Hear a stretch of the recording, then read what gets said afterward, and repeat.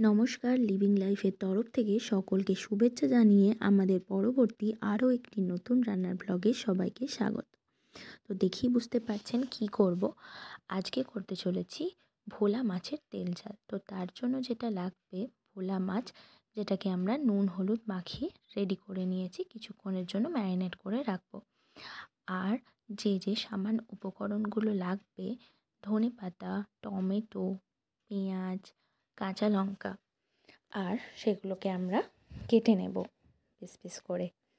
আর লাগবে কিছুটা কালো জিরে, আর লাগবে কালো আর সাদা সর্ষে, যেটা আমরা একটা স্মুথ পেস্ট বানিয়ে নেব।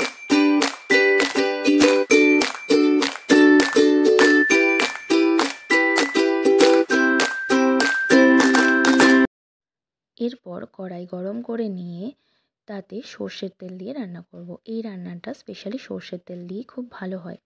তো ভালো করে সর্ষের তেলটা গরম করে নিতে হবে, কারণ ভোলা মাছ এমনিতেই নরম।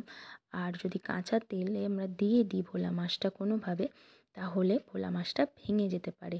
তাই অবশ্যই এই দিকে একটু দেখবেন যাতে একদম তেলটা খুব ভালোভাবে গরম হয় এবং ধোঁয়া ওড়ে, যাতে এইভাবে ভেজে নেব। মাছের দুদিকটাই উল্টে পাল্টে একটু লাল লাল করে ভেজে নেব। আর দেখবেন যাতে একসাথে অনেকগুলো মাছ না দেওয়া হয় এবং মাছের তেলটা গরম হয়, তাতে করে মাছটা ভেঙে যেতে পারে। দু সাইডটা উল্টে উল্টে ভেঙে নেব। আর আমি টোটাল 5টা মাছ নিয়েছি, তো সবগুলো মাছ আস্তে আস্তে ভেজে নিতে থাকি।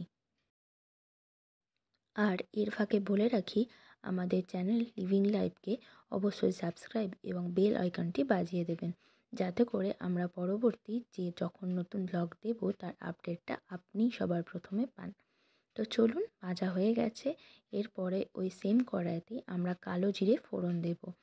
কালো জিরে আর যে 3টে লঙ্কা নিয়েছিলাম তার মধ্যে একটা লঙ্কা ফোড়নে দেব, এবং বাকি দুটো লঙ্কা আমরা পরে ইউজ করব। তো আপনারা যে যা নিজেদের ঝাল যেমন খান সেই অনুযায়ী ইউজ করতে পারেন। আমরা বেশি ঝাল খাই না, তো আমরা একটাই লঙ্কা, টোটাল 3টে লঙ্কা ব্যবহার করেছি।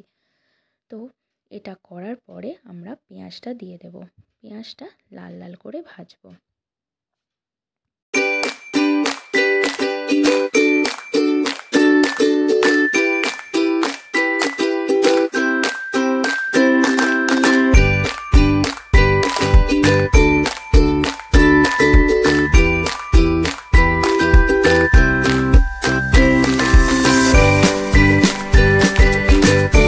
তো টমেটোটা লাল লাল করে ভেজে নেওয়ার পরে এরপরে টমেটোটা দিয়ে দিয়েছি।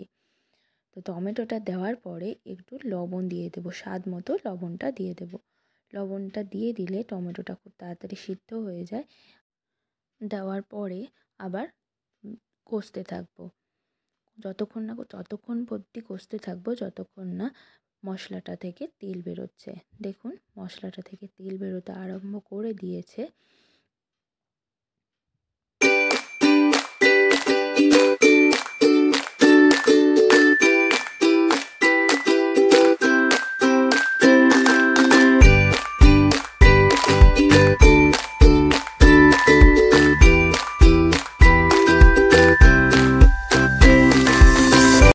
ব্যাস, এই পর্যায়ে মশলাটা কষে যাওয়ার পরে যে আমরা সর্ষে স্মুথ পেস্টটা বানিয়ে রেখেছিলাম সেটার ওপর জলটা দিয়ে দেব। অবশ্যই এটা খেয়াল রাখবেন, বাড়িতে যখন সর্ষে পেস্ট বানাবেন তো নিচে অনেকটাই সর্ষের যে না গুঁড়ো হওয়া যে পার্টটা পড়ে থাকে, ওপরে জলটা দেখবেন, সব শুধু দেবেন না, তাতে করে খেতে বা মুখে অতটা সর্ষের গুঁড়োটা লাগে না। তো এটা অবশ্যই খেয়াল রাখবেন।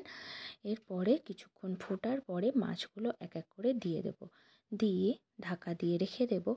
রেখে দিয়ে এক পিঠ করে পাল্টে নেব। আর হ্যাঁ, এর ফাঁকে বলে রাখি, আজকে রান্না করেছে আমার মা।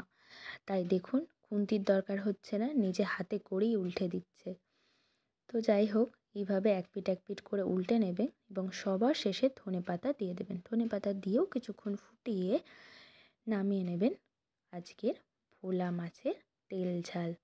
এরপরে গরম ভাতে খেয়ে দেখবেন কেমন লাগলো। তো আপনারাও বাড়িতে এইভাবে ট্রাই করে বলবেন কেমন লাগলো। শীতের দুপুরে গরম ভাত আর ভোলা মাছের তেল ঝাল জাস্ট অসাধারণ। আপনারাও খেয়ে বলবেন কিন্তু কেমন হয়েছে। অ্যান্ড অবশ্যই কমেন্ট করবেন, ভালো লাগলে একটা লাইক করে দেবেন আর আমাদের চ্যানেলকে অবশ্যই সাবস্ক্রাইব করে দেবেন, যাতে আমরা আরও নতুন নতুন ব্লগ আইটেম নিয়ে আসতে পারি। সে রান্নার হোক বা নতুন কোনো কিছু হোক, কোন কোন আইটেমটা দেখতে চাই সেটা অবশ্যই জানাবেন এবং অবশ্যই একটা লাইক করে দেবেন।